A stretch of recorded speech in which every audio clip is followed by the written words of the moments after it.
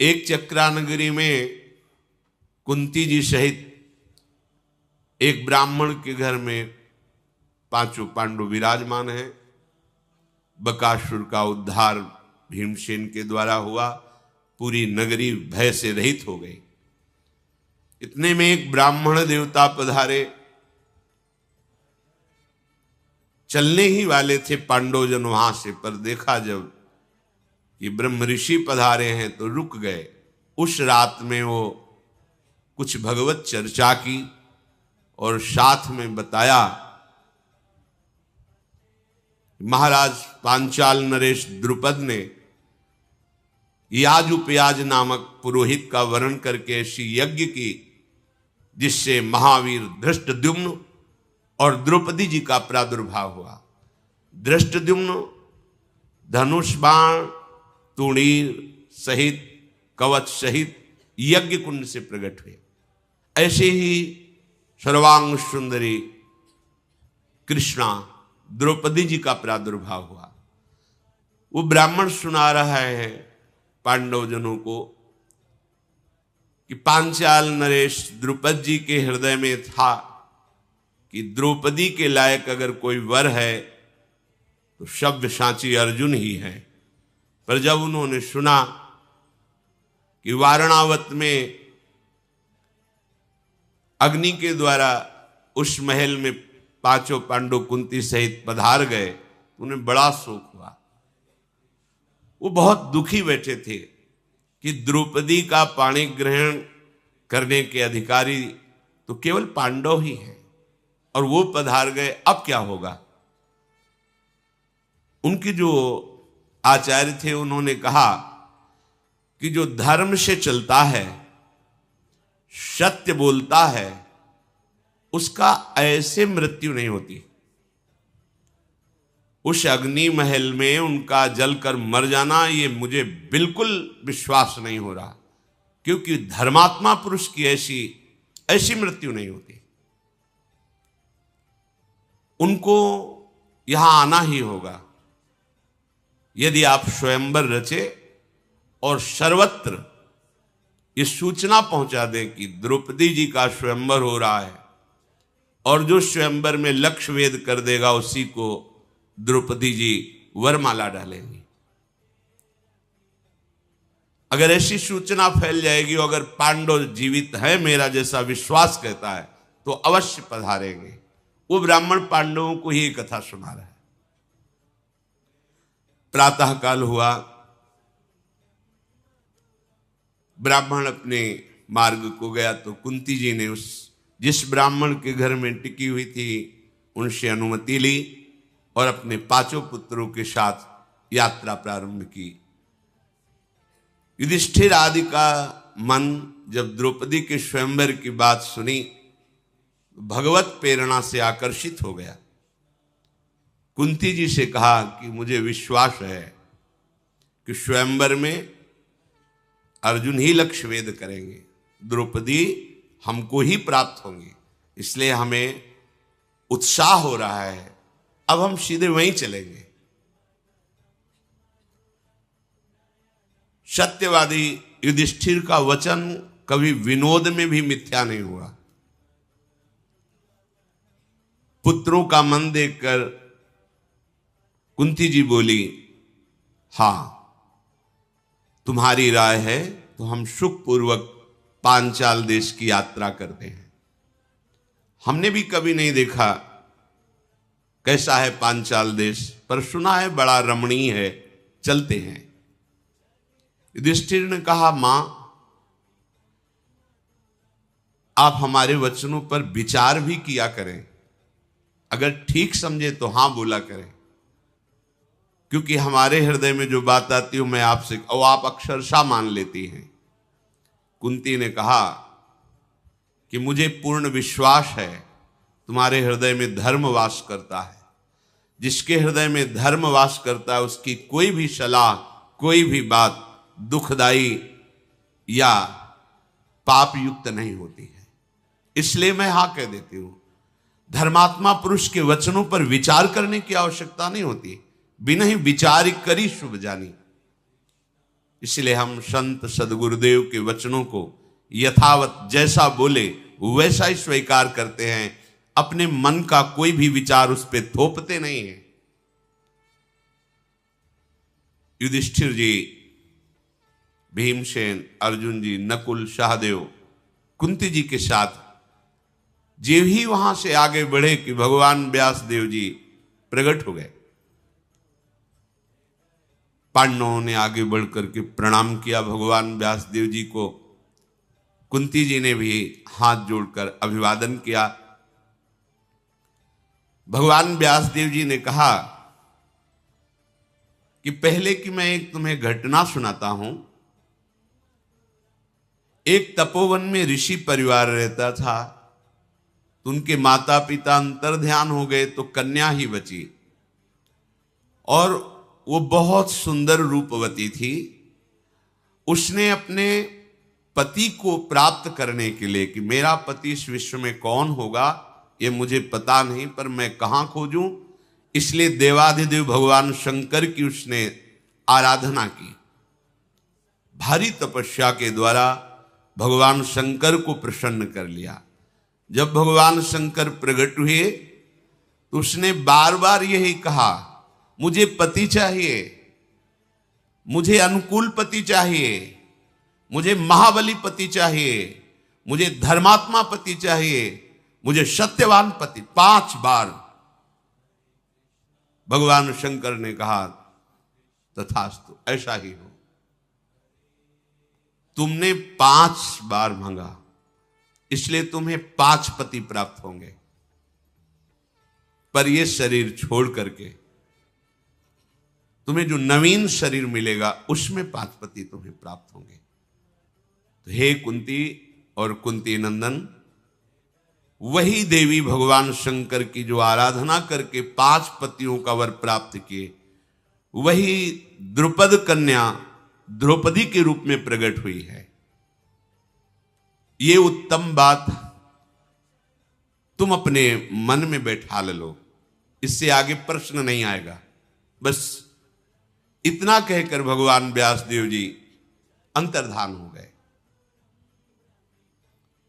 जिधर अंतर्धान हुए उस दिशा को प्रणाम करके पांडवजन आगे बढ़े।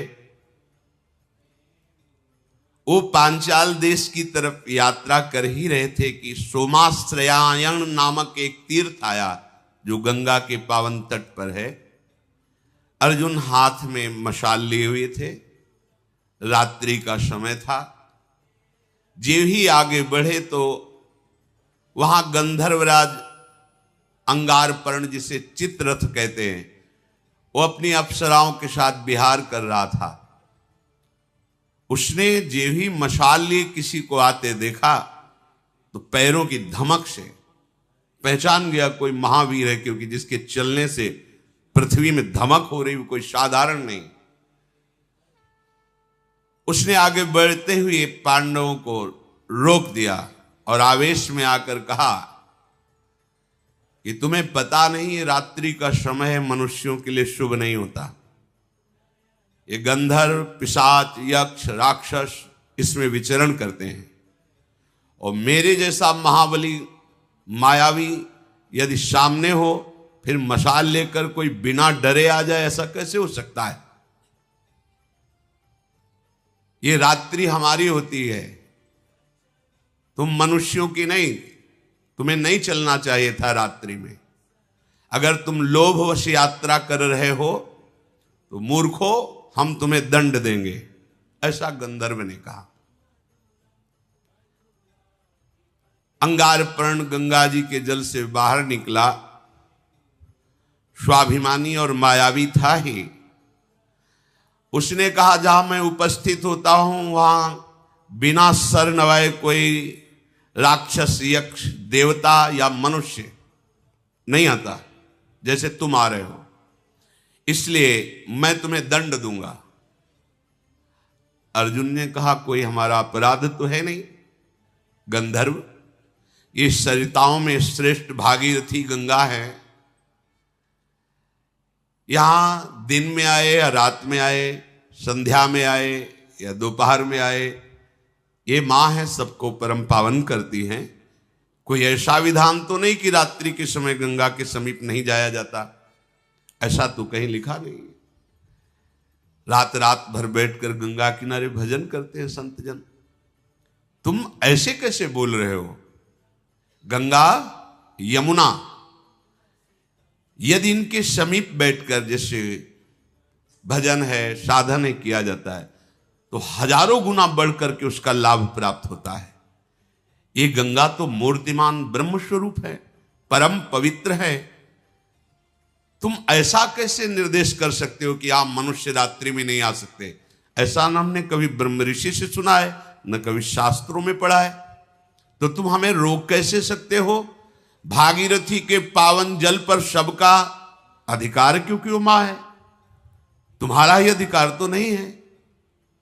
अर्जुन की बात सुनकर चित्ररथ गंधर्व बहुत क्रोधित हुआ और धनुष पर प्रत्यंचा चढ़ाकर विषैले बाणों को पांडवों के ऊपर प्रहार किया।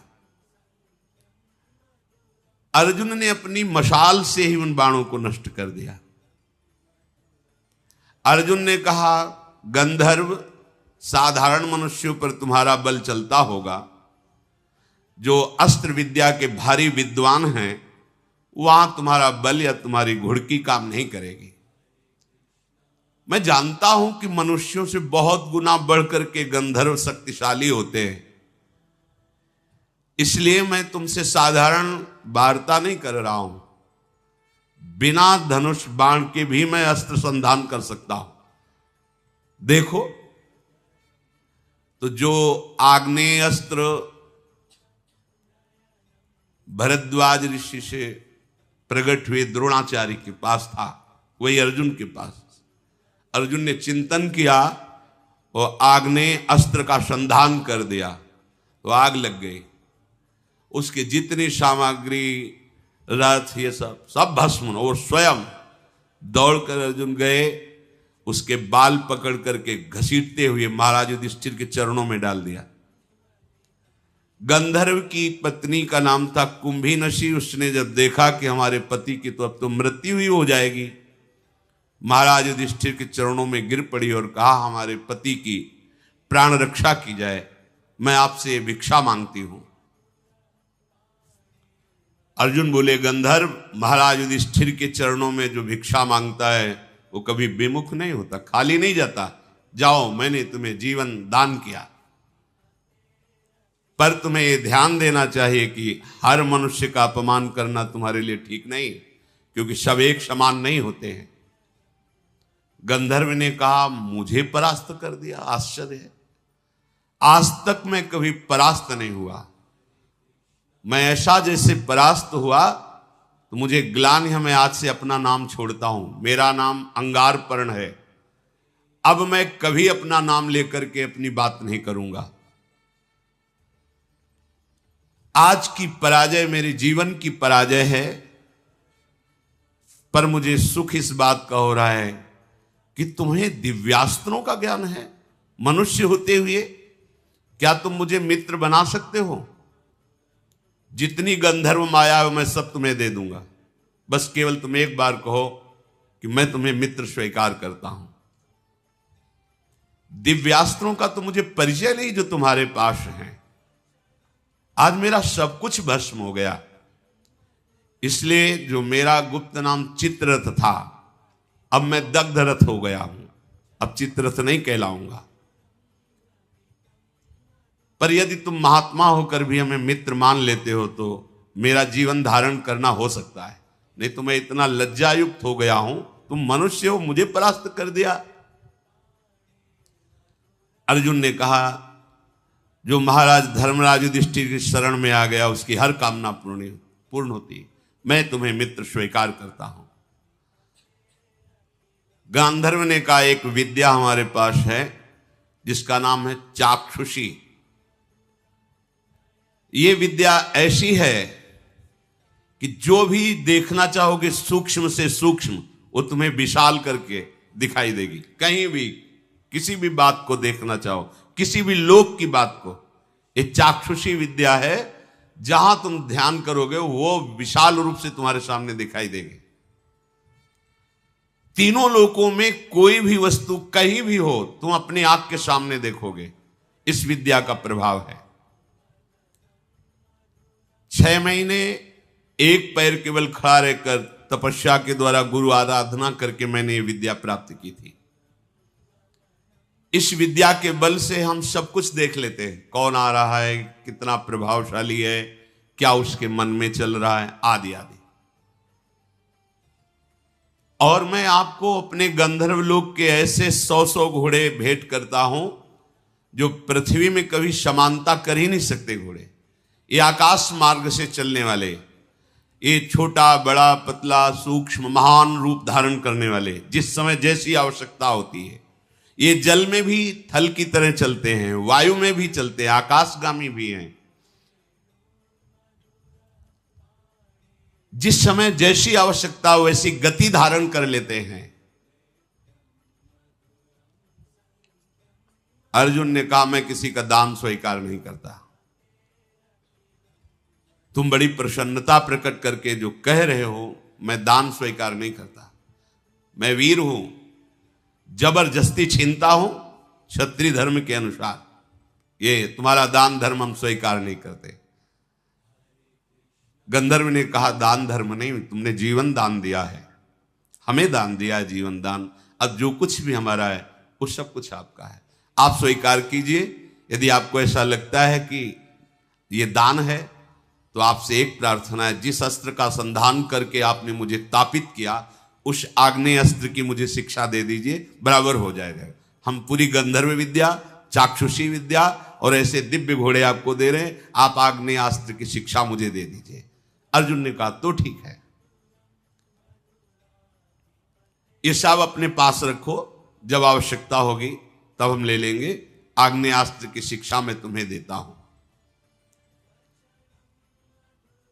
गंधर्व बोला कि आपको एक बात मैं अपनी तरफ से बताऊं, मैं जानता था कि आप कौन हैं, पर आप मुझसे जीत नहीं सकते थे। मेरी कमी थी इसलिए जीत गए। अगर तुम्हारी कमी ना होती तो मैं तुम पर आक्रमण भी नहीं कर सकता था। तो अर्जुन ने कहा मेरी कमी क्या थी? बोले तुम तपस्वी वेश में और बिना गुरु के चल रहे हो, इसलिए मैंने आक्रमण कर दिया। तुम्हें पता होना चाहिए कि जिस वेश में तुम चल रहे हो, यक्ष राक्षसी गंधर्व पिशाची दानवी ये माया आक्रमण करती हैं, बैरागी तपस्वी। और यदि वो गुरु को आगे करके चलते हैं तो ये मायावी जन उनके ऊपर माया का प्रयोग ही नहीं कर सकते। और तुम्हारे सामने कोई गुरु नहीं है और तुम्हारा वेश तपस्वी का है, इसलिए तुम में ये दोष पाकर के हमने आक्रमण किया। हम लोगों का बल बहुत बड़ा चढ़ा होता है, पर जो गुरु के बल से होता है उसके ऊपर हमारा कोई बल काम नहीं करता है। इसीलिए सेवक जी ने कहा है, राधा वल्लभ भजत भज भली भली सब होए, जीते विनायक शुभ अशुभ विघ्न करे नहीं कोई। विघ्न करे नहीं कोई, डरे कलिकाल कष्ट भय, हरे सकल संताप हरसि हरिनाम जपत जय। जो राधा वल्लभ लाल का भजन करने वाले रसिक जन हैं, यदि उनके चरणों का आश्रय लेकर भजन करो तो कोई भी विघ्न तुम्हें छू ही नहीं सकता, परास्त नहीं कर सकता। विघ्न तभी परास्त कर सकता है जब आप अपने गुरुदेव को आगे नहीं किए होंगे। आगे का तात्पर्य उनके वचन के अनुसार नहीं होंगे, उनकी आज्ञा पर नहीं होंगे, तो फिर माया का आक्रमण, वो चाहे राक्षसी माया हो चाहे देवी माया हो, वो हमें चाहे शुभ विनायक हो या शुभ विनायक हो, वो हमें परास्त कर देगा। कैसे परास्त होता है उपासक? जब उसकी बुद्धि में भोग सुख की लालसा प्रबल हो जाए और भोग संयोग उपस्थित हो जाए तो जान लेना चाहिए कि ये माया का पूरा प्रवाह हमारे ऊपर हो गया है। भोग उपस्थित हो और तुम्हारी बुद्धि सावधान हो तो समझो कि तुम्हारे ऊपर गुरु कृपा है, माया परास्त नहीं कर सकती। अगर आपकी बुद्धि लालायित हो गई है, राजी हो गई, तो आपसे कोई त्रुटि हो रही है, नहीं तो बुद्धि लालायित हो ही नहीं सकती, राजी हो ही नहीं सकती। कोई त्रुटि है, कोई अभिमान है जिसका नाश होने के लिए ये माया प्रेरित कर रही है। कुंती कुमार कोई भी कामाशक्त हम पर विजय नहीं प्राप्त कर सकता। यदि मेरी प्रार्थना मानो तो किसी गुरु को आगे करके चलो, तो जहां भी जाना चाहते हो, कोई भी निशाचरी, पैशाची या भूत प्रेत, इसका आक्रमण तुम्हारे ऊपर स्वाभाविक नहीं होगा। शत्रुओं का संताप देने वाले वीर, हम लोगों का बल रात में बहुत अधिक बढ़ जाता है, इसलिए तुम्हें आगे चलने के पहले गुरु का वरण करना चाहिए। इस मनुष्य लोक में जो भी कल्याणकारी कार्य की सिद्धि प्राप्त करना चाहता है, उसे मन और इंद्रियों को अपने गुरुदेव के चरणों में समर्पित करना चाहिए। अर्थात मन और इंद्रियों को गुरुदेव की आज्ञा के अनुसार चलाना चाहिए। गंधर्वराज ने अर्जुन जी से कहा कि यदि कहीं किसी भी तपस्वी या भगवत आराधन करने वाले महापुरुष को किसी भी बल से तुम युक्त हो करके अपराध कर दोगे, अपमानित कर दोगे, तो तुम्हारी पराजय ही पराजय हो जाएगी। देखो, विश्वामित्र जी महान तपस्या से भी युक्त हैं और महाबली भी हैं, गाधितर हैं विश्वामित्र जी। पर उनको पता नहीं क्या सूझा कि महात्मा वशिष्ठ का अपराध कर दिया, इसलिए सर्वतोभावेन उनकी पराजय हुई। तो अर्जुन ने कहा, गंधर्व, मैं सुनना चाहता हूं, क्या अपराध किया विश्वामित्र जी ने परम ज्ञानी भगवान वशिष्ठ जी का? तो उनका वशिष्ठ जी महाराज ब्रह्मा जी के मन से प्रकट हुए हैं और उनकी पत्नी का नाम अरुंधति है। उन्होंने काम और क्रोध को सदा सदा के लिए जीत लिया है वशिष्ठ जी ने। वो अपने मन और इंद्रियों को अधीन रखते हैं, इसलिए उनको वशिष्ठ कहा गया है। मन और इंद्रियाधीन, काम क्रोध विजयी हैं। विश्वामित्र भी भारी तपस्या से युक्त है, पर कहीं ना कहीं तप का एक अहम बना रहता है, वो वशिष्ठ जी में नहीं है। ये राजा होते हुए भी महान तपस्वी विश्वामित्र जी। विश्वामित्र जी एक बार अपनी सेना के सहित उस वन से निकल रहे थे जहां वशिष्ठ जी विराजमान थे। उनको पता चला कि यहां महात्मा वशिष्ठ विराजमान हैं। तो गाधी तनय विश्वामित्र जी वहां वशिष्ठ जी के समीप गए और जाकर कहा, कुशिक वंश में मैं प्रकट हुआ हूं, मेरा नाम विश्वामित्र है और मैं कुछ क्षण आपके आश्रम में विश्राम करना चाहता हूं। वशिष्ठ जी ने कहा, राजा भगवान का स्वरूप होता है। अर्घपाद्या देखकर उनका सम्मान किया विश्वामित्र जी का और कहा, आप विश्राम कीजिए, ये आश्रम आपका ही है, ऐसा समझिए। महात्मा वशिष्ठ जी ने सोचा, बहुत बड़ी समाज आई हुई, सेना थी पूरी। एक गाय थी जिसका नाम नंदिनी था, जो इच्छा करो तत्काल वो प्रकट कर देती थी। अन्न, फल, मूल, दुग्ध, षडरस भोजन अमृत के समान, जितने भी खाने पीने की वस्तुएं, यहां तक कि स्वादिष्ट चटनी आदि तक, सब नंदिनी ने प्रकट कर दिया। एक दो के लिए नहीं, पूरे सैनिक हैं। और सबके लिए नवीन वस्त्र, बहुमूल्य आभूषण उस गाय ने प्रकट कर दिए। और विश्वामित्र की सेवा के लिए सेवक भी प्रकट कर दिए नंदिनी ने। ऐसी उच्च कोटि की सेवा। विश्वामित्र जी ने आपस में बात किया कि ऐसा तो हम भी नहीं कर सकते, राजा होते हुए ऐसी सेवा नहीं कर सकते जैसे महात्मा कर रहे हैं। सबको नवीन वस्त्र, आभूषण और सुंदर भोग सामग्री और सुंदर सजे हुए सेवक, ये सब इन महात्मा के पास कैसे है? तो गुप्तचर ने बताया कि महात्मा का चमत्कार नहीं, ये गाय का चमत्कार है। नंदिनी नाम की गाय, वो ऐसा। विश्वामित्र जी ने कहा, बाबा के पास ऐसी गाय थोड़ी होनी चाहिए, ये तो हमारे पास होनी चाहिए। विश्वामित्र जी ने वशिष्ठ जी के पास जाके कहा, 10 करोड़ गाय आपको दूंगा। जितने सेवक कहोगे, पर ये नंदनी गाय अब हम ले जाएंगे। उनका नहीं, हम कोई क्रय विक्रय करने के लिए थोड़ी, ये तो आए हुए अतिथि सेवा के लिए और यज्ञ सामग्री के लिए विराजमान है। विश्वामित्र बोले, मैं क्षत्रिय धर्म से प्रेरित हूं, मुझे मांगना नहीं आता, तुम्हें प्रार्थना कर रहे हैं, मान लो।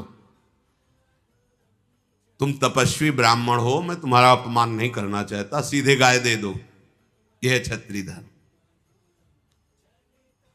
मुझे पता है कि तुम शांत हो, जितात्मा हो, पर तुम हमारे बल को झेल नहीं सकते हो।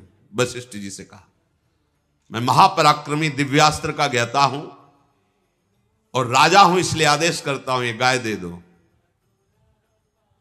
वशिष्ठ जी ने कहा, तुम्हारे पास सेना है, तुम राजा हो, बाहुबल का भरोसा रखते हो, मैं तो एक भजन करने वाला ब्राह्मण हूं, तुम्हें जैसा रुचि वैसा कर लो, हमारी तरफ से ना है, और आपको जैसा, क्योंकि ये अतिथि सेवा और यज्ञ के लिए गाय है। वशिष्ठ जी के ऐसा कहने पर विश्वामित्र जी ने सेवकों को आदेश कर दिया, नंदिनी को बछड़े के सहित पकड़ लो और ले चलो। नंदिनी नहीं जा रही थी तो कोड़ों की मार चलाई। नंदिनी ने महाराज वशिष्ठ जी की तरफ देखा और कहा, केवल मैं आपके मुख से सुनना चाहती हूं कि आपने मुझे दे दिया है क्या? वशिष्ठ जी बोले, नहीं, कदापि नहीं, ये तो मैं सोच भी नहीं सकता, क्योंकि तुम्हारे बिना हमारे यज्ञ कैसे पूर्ण होंगे, अतिथि सेवा कैसे होगी? विश्वामित्र तुम्हें बलपूर्वक ले जा रहे हैं। नंदिनी ने कहा, मैं तुम्हारी शरण में हूं, आप मुझे उचित अनुचित का उपदेश कीजिए या फिर मेरे ऊपर छोड़ दीजिए। ये विश्वामित्र के निर्दयी स्वभाव वाले हमें कोड़ों से पीट रहे हैं, मेरा कोई अपराध नहीं है और मैं सर्व सामर्थ्यशालिनी हूं, फिर भी पीट रही हूं केवल आपकी आज्ञा के लिए। केवल आप बता दीजिए कि मैं जो चाहूं करूं। वशिष्ठ जी ने नंदिनी से कहा कि तुम अपनी रक्षा करने में समर्थ हो, पर मैं आदेश भी नहीं करूंगा, क्योंकि हमारा स्वभाव क्षमा में है। किसी को दंड दो ऐसा मैं आदेश, पर तुम समर्थ हो अपनी रक्षा करने के लिए और मैंने तुम्हारा त्याग नहीं किया है। बस इतना सुनते ही क्रोध से फुंकार करने लगी नंदिनी और विश्वामित्र जी की सेना को अपने बल से खदेड़ने लगे। अब लाखों की सेना थी, चारों तरफ से घेर लिया नंदिनी को, उनके पास अस्त्र शस्त्र सब है। नंदिनी जी ने अपनी पूंछ को घुमाया तो अंगार वर्षा होने लगी। थनों से द्रविड़ वीरों का जन्म हुआ, योनि देश से यवनों का जन्म हुआ, म्लेच्छों का, गोबर से सबरों का जन्म हुआ। ऐसे प्रचंड बलवान क्रोधी स्वभाव वाले ये सब दौड़ पड़े विश्वामित्र जी की सेना। जितनी सेना थी, एक एक सैनिक को 10-10 वीरों ने घेर लिया और ये सब नंदिनी जी से प्रकट हुए हैं। देर नहीं लगी, मारा किसी को नहीं, सबको बंदी बना लिया।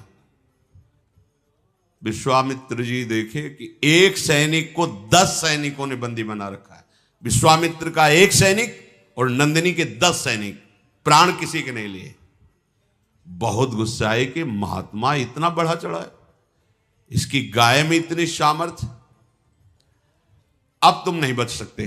विश्वामित्र जी ने वशिष्ठ जी से कहा, अब तुम नहीं बच सकते, तुम्हारे अंदर क्षमा होगी लेकिन मेरे अंदर नहीं।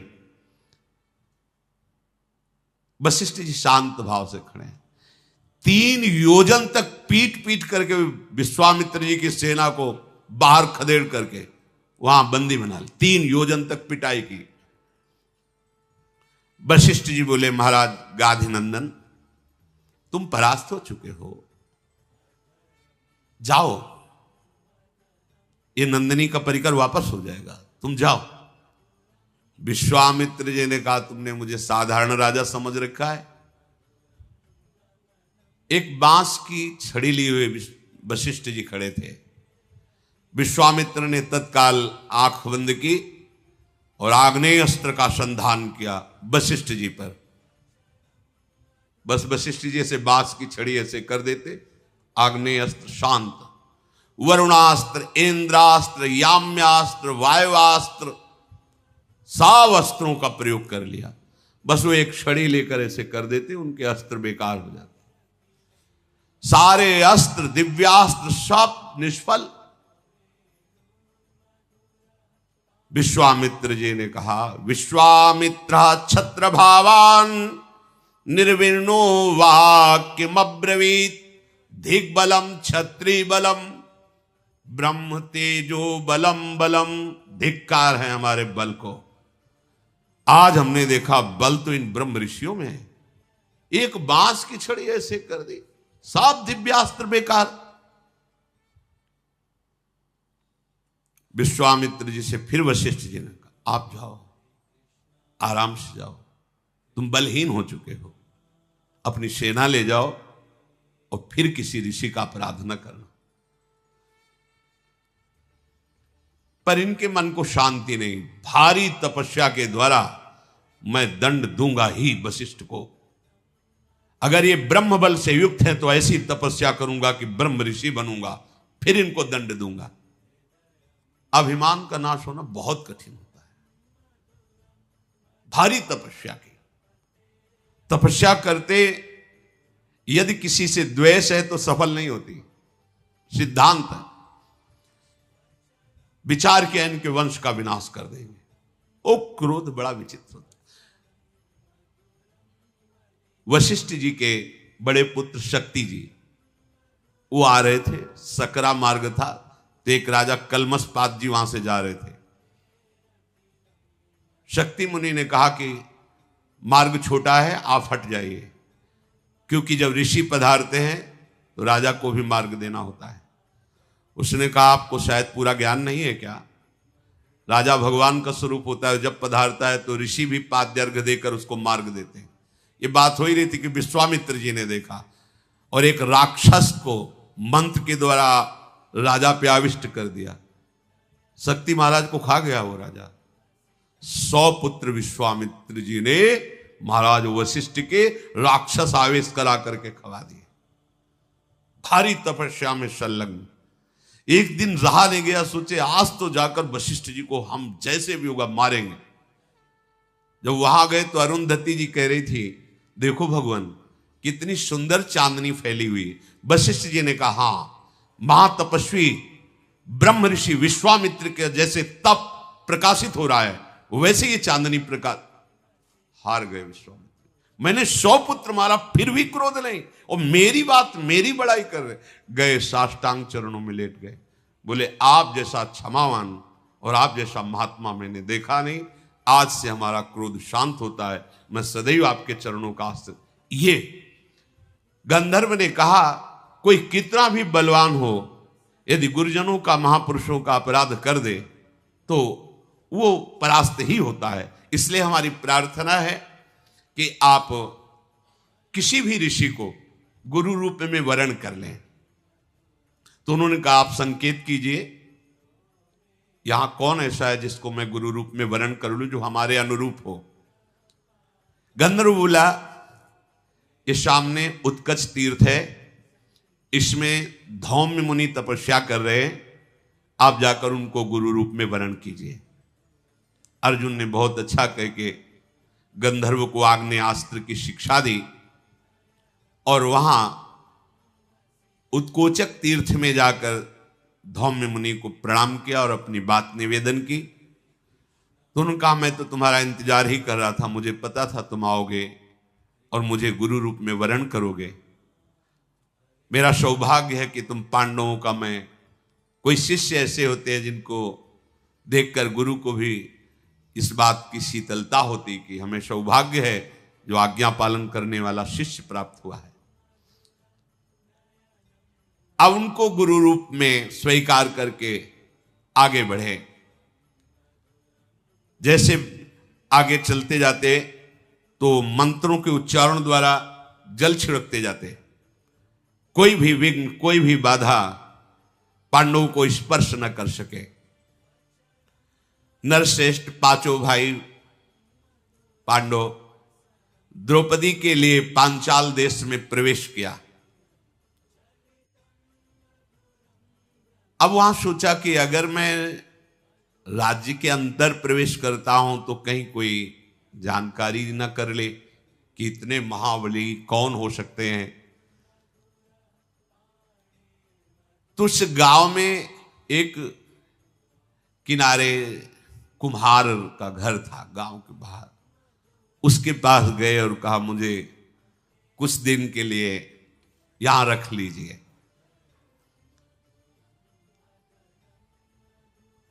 उधर स्वयंवर की रचना हुई, बड़े बड़े राजाओं को निमंत्रण किया गया जो वहां स्वयंवर में पधारने लगे। कुम्हार के घर में ब्राह्मण वेश मृगचर्म आदि धारण किए हुए उन्होंने पता लगवाया कि क्या ब्राह्मण वेशधारियों को भी स्वयंवर में प्रवेश दिया जाता है कि नहीं, क्योंकि क्षत्रिय राजकुमारों का स्वयंवर है। तो वहां सूचना मिली कि ब्राह्मणों को विशेष आसन दिया गया है स्वयंवर में। पांडव लोग राजा द्रुपद के द्वारा दक्षिण पांचाल देश में कुम्हार के घर में सुरक्षित रह रहे थे।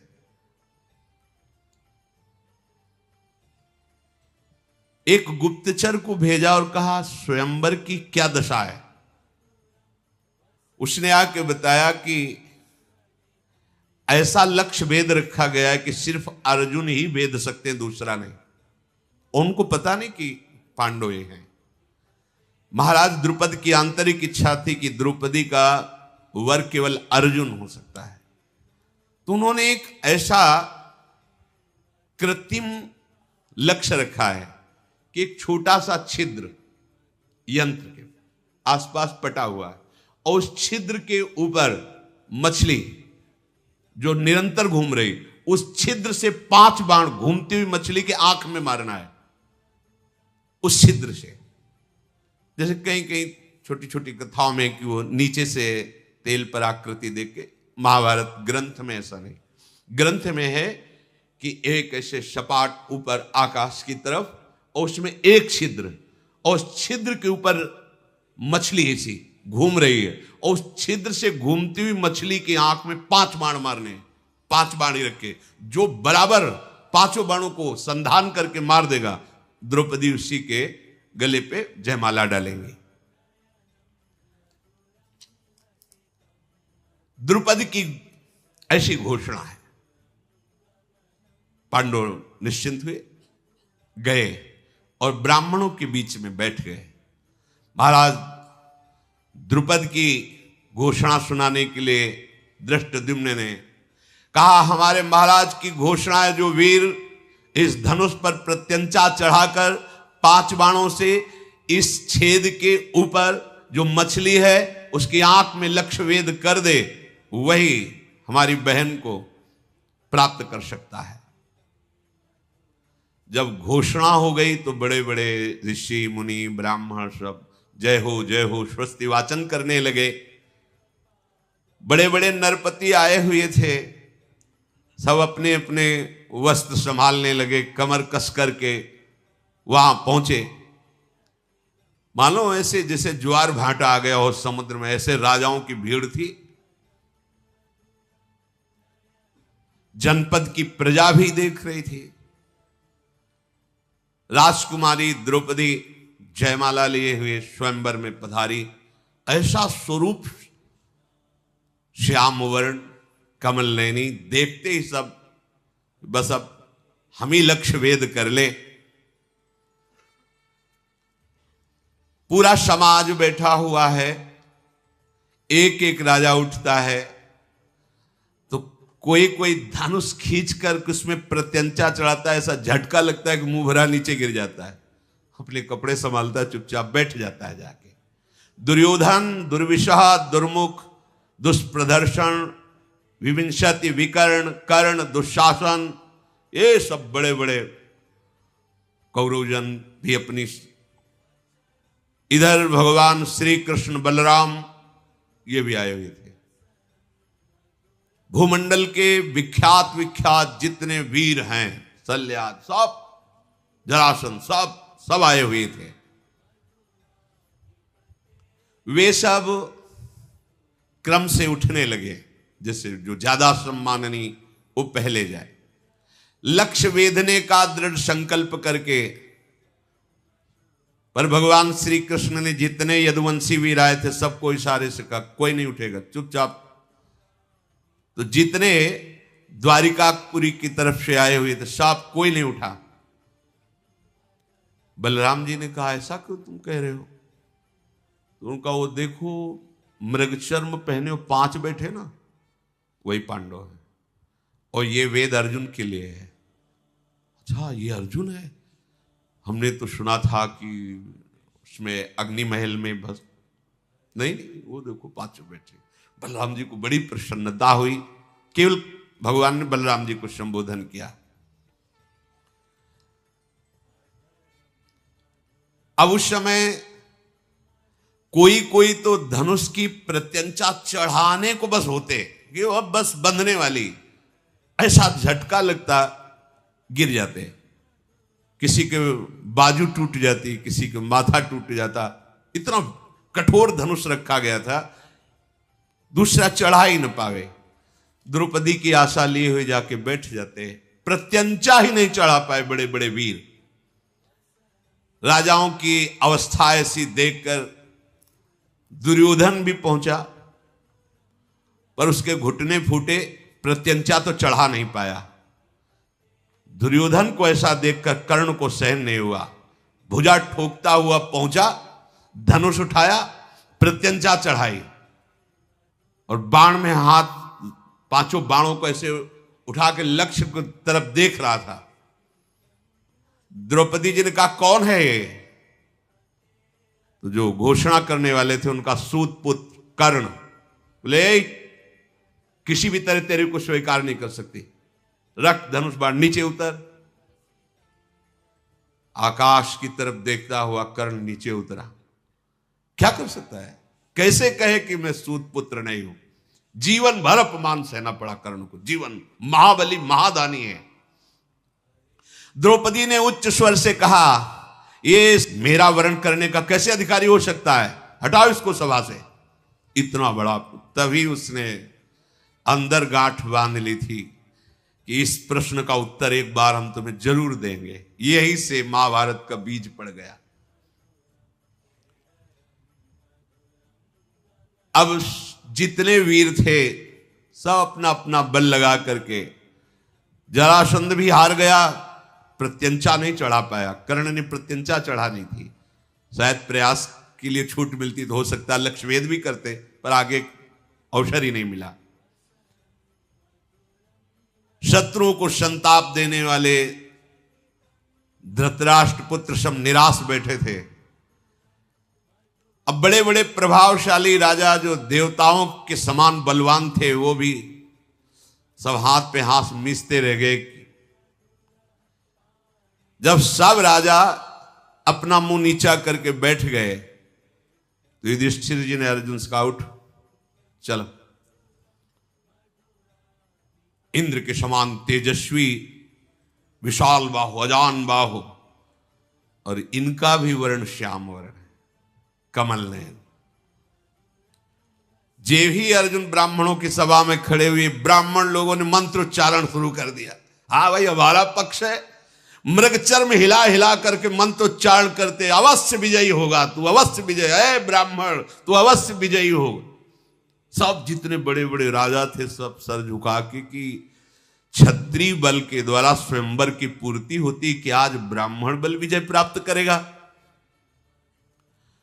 सबको यह है कि ये ब्राह्मण भीख मांगने वाला क्या कर सकता है, उपहास ही होगा इसका। जब बड़े बड़े जरासंध, शल्य आदि बड़े बड़े राजा हार गए, ये क्या कर सकता है। अपने गुरु तुल्य बड़े भ्राता को प्रणाम करके मस्तानी चाल से रंगमंच पर पधारे जो देखता उसका अनुमान होता कि इसकी चाल, इसकी गर्व भरी दृष्टि देखकर लगता है लक्ष्य भेद देगा। पर कुछ लोग बोले कि ब्राह्मण में इतनी सामर्थ्य कहां कि धनुर्विद्या की ऐसी सूक्ष्म कला को प्राप्त कर लिया हो। अर्जुन जी गए, धनुष की 4 परिक्रमा की, माथा झुकाकर, यह किसी ने नहीं किया था, जाके प्रणाम किया। इसके बाद विद्याओं के परम गुरु भगवान शंकर को मन ही मन प्रणाम करके भगवान श्री कृष्ण का चिंतन किया और सहज में धनुष को उठाया। खेल खेल में प्रत्यंचा चढ़ाई, बात की बात में 5 बाण संधान किए और लगातार वो घूम रही थी, 5 बाण लक्ष्य में वेद दिए। ब्राह्मण लोग उछल पड़े अपना अपना कमंडल लेकर के, मृगचर ले विजय हो गई। बड़े बड़े जो राजा आए थे सब निराश, ऐसा कैसे हो सकता है, ऐसा कैसे हो सकता है। अब तो स्वस्ति वाचन प्रारंभ, जो ब्रह्म ऋषि थे, हरि ओम मां स्वस्ति ला, जल छिड़क रहे अर्जुन के ऊपर। राजाओं ने कहा कुछ नहीं हुआ, लक्ष्य भेद करके द्रौपदी को नहीं ले जा सकता। हम बहादुर राजाओं के बीच से द्रौपदी को ब्राह्मण नहीं ले जा सकता। इस ब्राह्मण को जान से तो नहीं मारना चाहिए क्योंकि ब्राह्मण है, इसे बंदी बना लो और महाराज द्रुपद को जान से मार दो। और द्रौपदी का इतने राजा है तो अपहरण नहीं हो सकता, इसलिए इसको भी भस्म कर दो। क्षत्रिय राजा, अद्भुत कर्म करने वाले अर्जुन ने द्रौपदी की तरफ देखा और इशारा किया कि घबराना मत, शांत रहना। ये राजा द्रुपद अन्याय कर रहा है, ब्राह्मण को कन्या देगा। यहां हम क्षत्रियों का अपमान हो रहा है, तिनके की तरह हमारा उल्लंघन हो गया, मारो सब घेर के इस राजा द्रुपद को। तब तो भयानक कर्म करने वाले भीमसेन युधिष्ठिर जी से कहा, भैया अब चुप रहने का अवसर नहीं है, अब हमारे रिश्तेदार हो गए महाराज द्रुपद और इनको किसी भी तरह की आंच नहीं आनी चाहिए। राजाओं को क्रोध में भरे देख करके उसी धनुष को अर्जुन ने संभाला और वही 5 बाण, और कहा इतना ही काफी इनकी दवा के लिए। ये वो 5 बाण ऐसे दिव्य थे, लक्ष्य भेद करके तुरंत आ जाते थे। जैसे मद की धारा बहाने वाला मदोन्मत्त गजराज हो, ऐसे भीमसेन उठे, अपना कमर में वस्त्र बांधा, कहा हमें किसी अस्त्र की जरूरत नहीं, अपने घोंसे के प्रहार से सब राजाओं की नशा ठीक कर देंगे। बड़े बड़े राजा अपने अपने धनुष उठा करके, द्रुपद महाराज भागे और अर्जुन की शरण में आके रक्षा कीजिए, जब तुम इतने वीर हो तो हमारी रक्षा कर सकते हो। असाधारण बुद्धि वाले अर्जुन ने कहा कि अचिंत्य कर्मा युधिष्ठिर की जो शरण में आ जाता है उसको कोई नहीं मार सकता, चाहे देवता ही क्यों न हो। आप निश्चिंत रहिए, नाप की प्रजा के, नाप के राजभवन के और नाप की राजपुत्री का कोई भी किसी भी तरह से अमंगल नहीं कर सकता। आप इतना समर्थ के बीच में खड़े हो कि इस समय त्रिभुवन का कोई भी देवता, दैत्य, दानव सब मिलकर प्रहार करें तो भी आपका बाल बांका नहीं हो सकता। ये सुनकर द्रुपद को शंका हो रही थी कि ब्राह्मण में इतनी सामर्थ्य नहीं हो सकती। इनकी भुजाओं में जो धनुष की प्रत्यंचा के रगड़ है, इनकी अस्त्र पकड़ने की जो मूठ कला है, तो धनुर्धर अर्जुन के समान है, पर वो कह नहीं पा रहे थे। भगवान श्री कृष्ण ने कहा कि कुछ बोलना नहीं भैया बलराम जी से, ये पर्याप्त है। संकर्षण भगवान बलराम जी ने कहा मुझे सहन नहीं हो रहा, कहीं ऐसा ना हो कि, उन्होंने कहा आप चिंता मत करो, हम लोग तो हैं ही, पर देख तो लो ना। कमलदन के समान नेत्र वाले भैया, वो जो धनुष उठाए खड़े हैं वो अर्जुन है, और वो जो दुपट्टा बांध के खड़े हुए भीम है, वो जो शांत बैठे महाराज युधिष्ठिर हैं वो नकुल सहदेव हैं। आप बिल्कुल चिंता मत कीजिए, ये पूर्ण बलशाली हैं और मुझे पता है कि रणभूमि में कोई भी ऐसा राजा नहीं जो इनके सामने से भाग न पड़े। अब तो ब्राह्मणों ने अर्जुन के पास आके खड़े और कहा चिंता मत करना, इनके बाण हमारे कमंडल का जल। हाँ देखते, और तो बल अर्जुन ने ब्राह्मणों को प्रणाम किया और कहा बस तुम्हारा आशीर्वाद ही काफी है, तुम एक मंडली बनाकर खड़े रहिए जिससे कोई अस्त्र शस्त्र तुम्हें छू न जाए, तुम्हारे जल की जरूरत नहीं है, मैं अकेला ही काफी हूं पूरी सभा के लिए। महाबली अर्जुन स्वयंवर में लक्ष्यवेद को प्राप्त करके द्रौपदी को इशारा किया, मेरे पीछे चलो। द्रौपदी जो आज्ञा करके अर्जुन के पीछे चले, भीमसेन आगे चल रहे। कर्ण कूद पड़ा दुर्योधन के साथ कि अभी इस ब्राह्मण को मजा चखाते हैं। निर्भय होकर, उसको पता था कि ब्राह्मण हमारे सामने कैसे जीत कर ले जा सकते हैं। भीमसेन एक बड़ा ताड़ का वृक्ष था, उखाड़ा, उसके पत्ते उत्ते झाड़े, विशाल वृक्ष हाथ में लिया और आगे खड़े हो गए। राजाओं की मंडली टूट पड़ी भीमसेन और अर्जुन पर। अर्जुन का बाण संधान लक्ष्य भेद मार मार के बाणों से कर्ण को बेशुद्ध कर दिया। और भीम का कोई बाण वाण का तो चक्कर था नहीं, पेड़ उठा के मार 500 राजा एक बार में मूर्छित हो रहे। ऐसा धनुर्धर तो केवल देवराज इंद्र या अर्जुन हो सकते हैं। ऐसा धनुर्धर मैंने नहीं देखा जैसा तुझे देख रहा हूं। इसलिए मैं, तो ब्राह्मण है ना, इसलिए प्रणाम करता हूं और खुले मुख से तेरी प्रशंसा करता हूं कि दो ही विश्व में ऐसे धनुर्धर, या तो देवराज इंद्र और या सब्यसाची अर्जुन। उसको पता है अर्जुन लक्षाग्रह में मारे गए हैं और मैं तुमसे परास्त हो गया, अब मेरी सामर्थ्य नहीं, मैं तुम्हारे सामने खड़ा हूं। कर्ण ऐसा कह के वापस हुआ। जब कर्ण वापस हुआ तो वृक्ष की मार से पिटे हुए कौरव पक्ष भाग पड़े। माद्रिक जी के भाई का नाम था शल्य, बहुत बलवान थे। इन्होंने भीमसेन से कहा कि तू ब्राह्मण है इसलिए तुझे क्षमा करता हूं, वापस चला जा। ये पेड़ का प्रहार तेरा मेरे ऊपर कुछ काम नहीं करने वाला। शल्य ने जब भीम से, तो भीम ने कहा तुम दया मत करो, तुम्हें, हम ऐसे ब्राह्मण नहीं, तुम्हें जितनी सामर्थ्य हो तो तुम लगाकर हमसे युद्ध करो।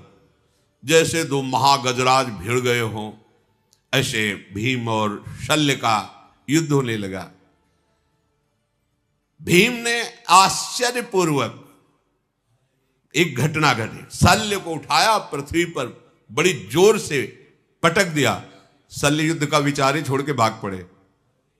ऐसा बल, और सबसे महाबल किसका प्राप्त हो रहा जानते हो? वो बैठे संकर्षण के पास भगवान श्री कृष्ण। कहते तुम देखते जाओ, बल तो महाबल प्रभु है ना, उन्हीं का सब बल है। जितने वीर थे सब भाग पड़े और बोले ये ब्राह्मण कौन है, पता तो लगाओ भाई, ऐसा आज तक तो हमने कोई देखा ही नहीं। या तो भगवान परशुराम साक्षात आए हैं, या भेष बदल कर आचार्य द्रोण आए हैं, अन्यथा ऐसा कोई दूसरा है नहीं, क्योंकि अर्जुन तो मारे गए हैं। कर्ण कह रहा मुझे परास्त करके भगा, किसी को बुरा नहीं लग रहा क्योंकि लग रहा है सब ब्रह्म ऋषि है। कह रहे मुझे परास्त करके भगा दिया, बड़ा आश्चर्य इस ब्राह्मण में। शल्य ने कहा देवकी नंदन श्री कृष्ण और बलराम के सिवा मुझे कोई पटक नहीं सकता, और इस ब्राह्मण ने मुझे उठा के पटक दिया, बड़ा आश्चर्य है। बलवानों में श्रेष्ठ भीमसेन का अद्भुत कार्य देखकर भगवान श्री कृष्ण बहुत प्रसन्न हुए। बीच में आए और उन्होंने कहा देखो तुम सब राजा हार गए, ब्राह्मण विजयी हुए, बार बार युद्ध करने की बात नहीं, तुम सब जाओ। भगवान श्री कृष्ण की बात मानकर युद्ध शांत हुआ, सब राजा चले गए। वहां जितने दर्शक गण एकत्रित हुए थे सबने स्वीकार किया पांचाल राजकुमारी द्रौपदी इन्हीं के योग्य थी, इनको प्राप्त हुई। ये बड़े सौभाग्य की बात हुई। रुरु मृग के चर्म का वस्त्र धारण करने वाले ब्राह्मणों से घिरे हुए भीमसेन और अर्जुन द्रौपदी को लेकर आगे बढ़े। द्रौपदी जी को अपार सुख मिल रहा था, वो जान नहीं पा रही थी कि मुझे ये सुख कैसे प्राप्त हो रहा है। हृदय बड़ा उल्लसित था।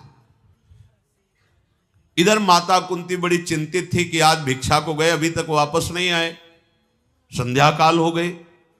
इतने में प्रवेश किया भीम अर्जुन ने, तो माता किसी कार्य में थी, उनका भिक्षा लेकर लौटाए।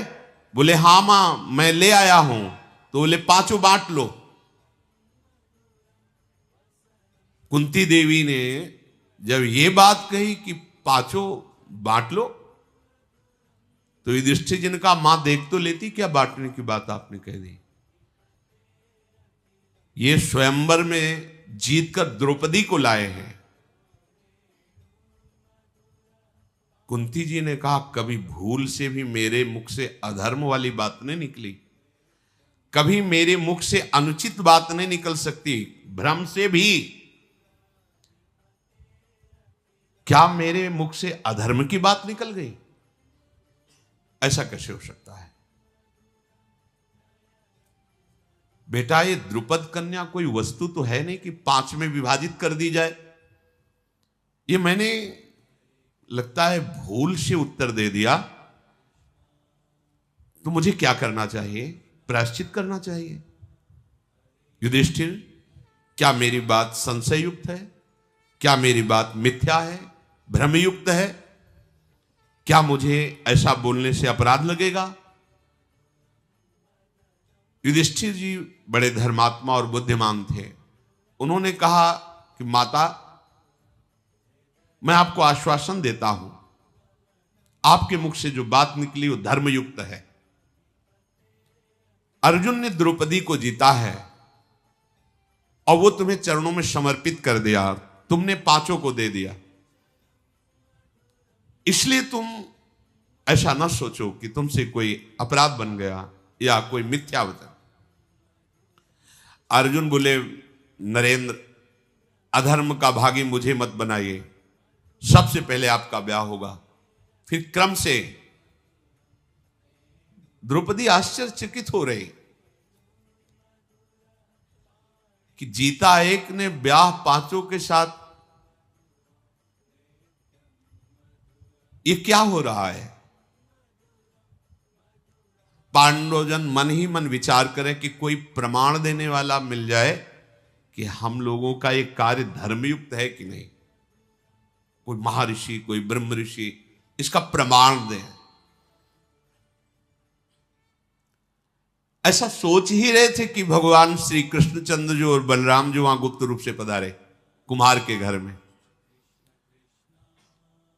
अजात शत्रु महाराज युधिष्ठिर जी ही दृष्टि पड़ी, वसुदेव नंदन श्री कृष्ण तुरंत खड़े हो गए। प्रभु नजदीक गए और कहा, मैं श्री कृष्ण आपको प्रणाम करता हूं, और युधिष्ठिर जी के चरण छुए, क्योंकि बुआ के बड़े लड़के हैं। भीम को हृदय से लगाया। बलराम जी ने भी युधिष्ठिर जी को प्रणाम किया। कुंती जी के चरणों में माथा नवाया श्री कृष्ण और बलराम जी ने। वसुदेव जी की बहन है कुंती जी, और कहा, मैं गुप्त रूप से यहां इस घर में आया हूं, आप लोग सब सुखपूर्वक हैं? युधिष्ठिर जी ने कहा, आपकी कृपा है प्रभु। आपने कैसे पहचान लिया?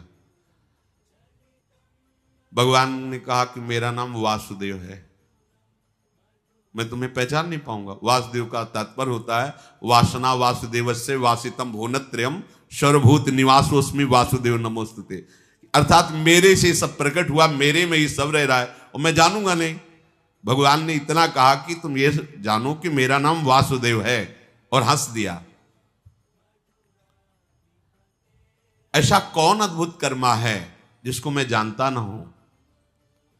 सौभाग्य की बात है कि आप अग्निकांड से जीवित बच गए और द्रौपदी को ही प्राप्त किया। मेरे हृदय की भावना जो आपके प्रति है वो आपका सदैव रक्षा और कल्याण करती रहेगी। आप लोगों को कोई जान न पावे और हमें कोई ये न जाने कि आप हमारे हो, इसलिए मुझे गुप्त रूप से यहां से चल देना ही उचित लगता है। भीमसेन और अर्जुन कुम्हार के घर में जब द्रौपदी जी को लेके गए थे, तो धृष्टद्युम्न जो द्रौपदी के भाई थे, द्रुपद ने कहा था, ये कौन से ब्राह्मण हैं, कहां से आए हुए हैं, हमें कुछ पता नहीं, तुम और तुम्हारे गुप्तचर तुरंत इनके पीछे लगो और हमें कुछ ही घंटे में सूचना दो, ये कौन है, कहां से आए हैं, ऐसी वीरता इनको कैसे प्राप्त हुई? मुझे नहीं लगता कि ब्राह्मण है। गुप्तचरों के साथ धृष्टद्युम्न पीछे लग गए थे। चारों तरफ उनके गुप्तचर कुम्हार के घर में आसपास नकुल, सहदेव, युधिष्ठिर जी, अर्जुन जी, भीम जी कुंती के पास बैठ करके जो भिक्षा मांग करके लाई गई थी उसका विभाजन करने का इंतजार कर रहे थे। कुंती जी ने द्रौपदी जी से कहा, आज तुम विभाजित करो। पहले देखो कोई अतिथि तो नहीं, कोई संत तो नहीं बाहर भूखा, शास्त्र ऐसा कहता है। घर के बाहर निकल कर देखा, नहीं, तो अन्न का सीधा आधा भाग करो और इनको दो, भीम को आधा भाग, और इसमें शेष के 6 भाग करो, क्योंकि अब द्रौपदी जी भी हैं 4 पांडवों में, 5वीं कुंती जी, 6वीं द्रौपदी, भीम को आधा भाग। जब सब पा रहे थे उसके बाद द्रौपदी जी ने बचा हुआ जो शेष भाग था उसे पाया। फिर जब सब प्रसाद पा चुके बैठ करके बातें शुरू हुई, यही सुनने के लिए गुप्तचर और धृष्टद्युम्न उनके भाई वो अब वीर गाथाएं अपने पिता पांडु महाराज की और भी बातें, सब राजधर्म से युक्त बातें कर रहे थे। धृष्टद्युम्न ने देखकर थोड़ा दुखी तो हुए कि इतने महान महल में पलने वाली इन मृगचर मोड़ने वालों के पास मांगी हुई भिक्षा का छठवांश पाकर द्रौपदी जी प्रसन्न मुद्रा में, किसी भी तरह का उनको असंतुष्टता नहीं, और सबके चरणों के समीप ऐसे ही बिना बिछाए लेटी, क्योंकि वो सब अपने मृगचर में ही लेटे हैं ऐसे ही, और वो राजकुमारी होते हुए एक बार भी प्रश्न नहीं किया कि मैं तो राजमहलों में रहने वाली, मेरे लिए ऐसी अव्यवस्था कैसे, पातिव्रत धर्म को जानने वाली थी। धृष्टद्युम्न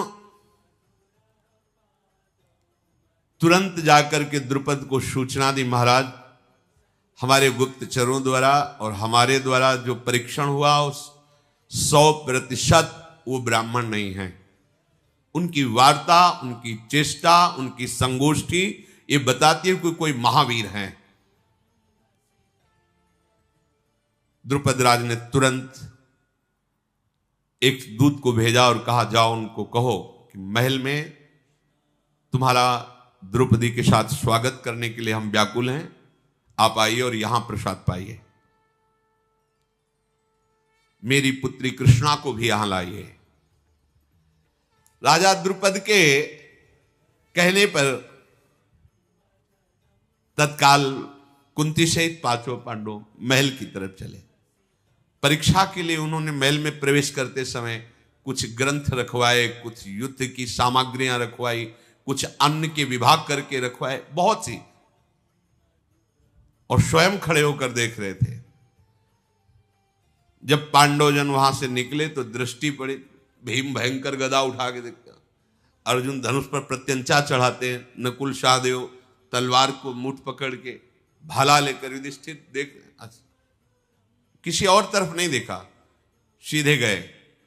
उच्च सिंहासनों को सजा के रखा था, जाके गर्व से बैठ गए क्रम के अनुसार। महाराज को निश्चित हो गया अगर ब्राह्मण होते तो संकोच होता इन सिंहासनों पर बैठने के लिए, बिल्कुल संकोच नहीं, और जैसे बैठने की प्रक्रिया होती राजाओं की उसी तरह बैठे हैं। और युद्ध की सामग्री पर इनकी दृष्टि गई, इसलिए मैं पक्का कह सकता हूं कि ये क्षत्रिय राजकुमार ही है। द्रुपद जी प्रसन्न होकर के आए और कहा कि देखो अब छुपाना नहीं, मेरा हृदय कहता है कि तुम पांडवजन ही हो, क्योंकि हमने परीक्षा लेके भी देखा और मेरा हृदय ऐसा कह रहा है कि तुम पांडव हो, तुम ब्राह्मण नहीं हो।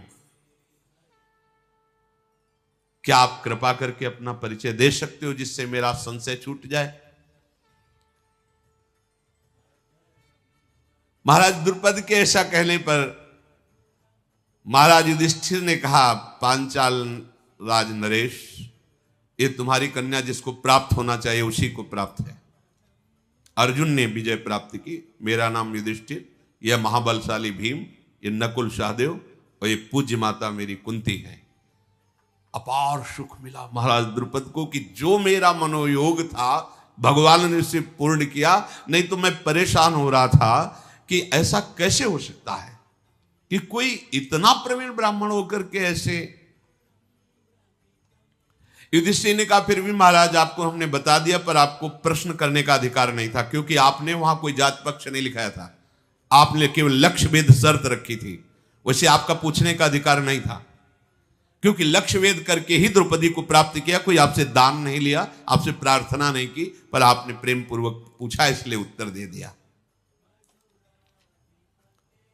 तदनंतर महातेजस्वी पांडु कुमारों को सुंदर भोजन पवाया गया।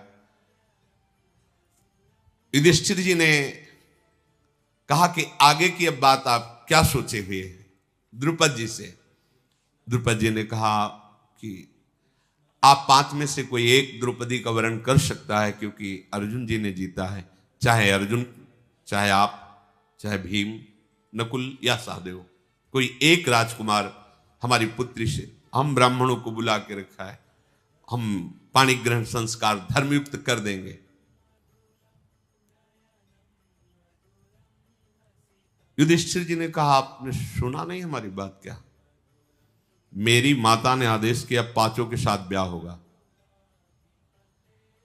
मैं 5 द्रौपदी के साथ ब्याह करूंगा और विधि पूर्वक करूंगा और धर्म युक्त करूंगा।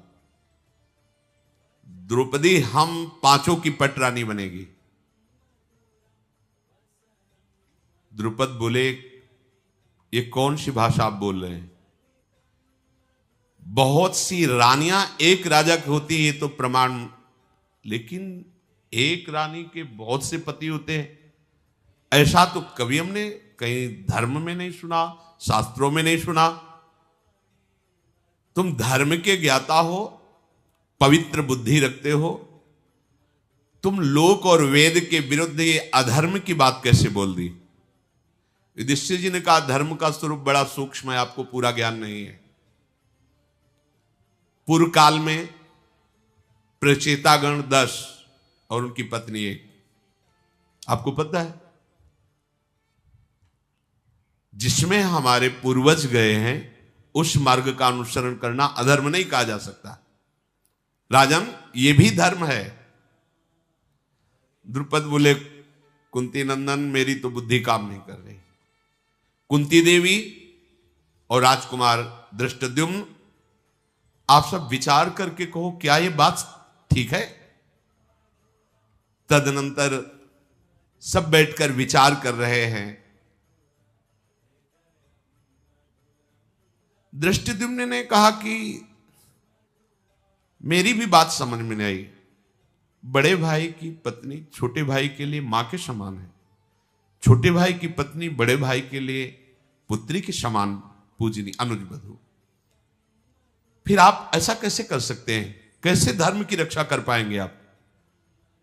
मेरी समझ में तो बिल्कुल युक्ति संगत नहीं है।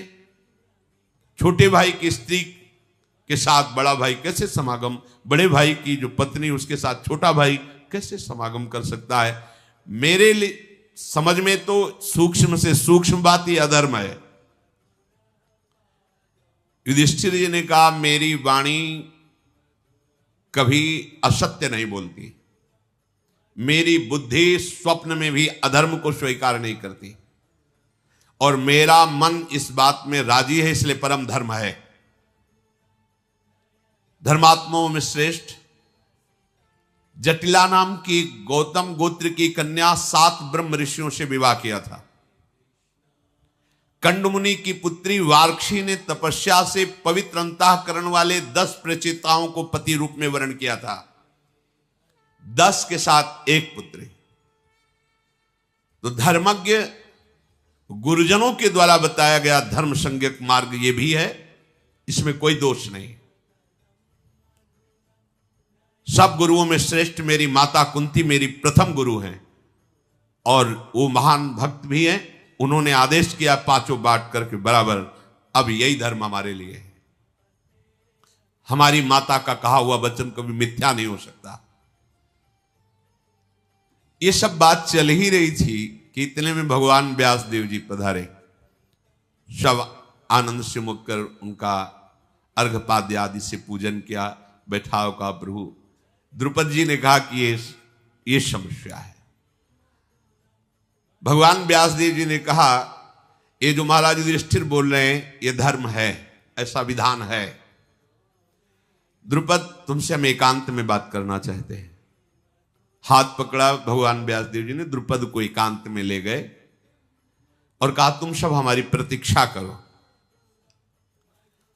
भगवान व्यासदेव जी ने द्रुपद से कहा कि एक बार की बात है कि एक तपोवन में एक मुनि कन्या भारी तपस्या से युक्त होकर भगवान शंकर को प्रसन्न किया, और महादेव जी जब प्रकट हुए तो उसने 5 बार पति की मांग की। धर्मात्मा पति प्राप्त हो, सत्यवादी पति प्राप्त हो, महाबली पति प्राप्त, आदि आदि। तो भगवान महादेव जी ने तथास्तु कहा। वो जो जो मांगा ये 5 हैं, धर्मराज, युधिष्ठिर, अर्जुन, भीमसेन, नकुल, सहदेव। तो ये महादेव के वरदान से उसको प्राप्त हुई। ये पहले से विधान है, कोई नया विधान यहां प्रकट नहीं हुआ है। महाराज द्रुपद, बिना कुछ विचार किए उन 5 महापुरुषों को अपनी पुत्री का वरण कर दो। ब्रह्मा जी ने पहले से ही ये विधान रच रखा है, ये अधर्म नहीं है। भगवान व्यासदेव जी ने ऐसा उपदेश किया। महाराज द्रुपद ने ब्राह्मणों के द्वारा जो पाणी ग्रहण संस्कार की प्रक्रिया है उससे पांडवों का ब्याह कर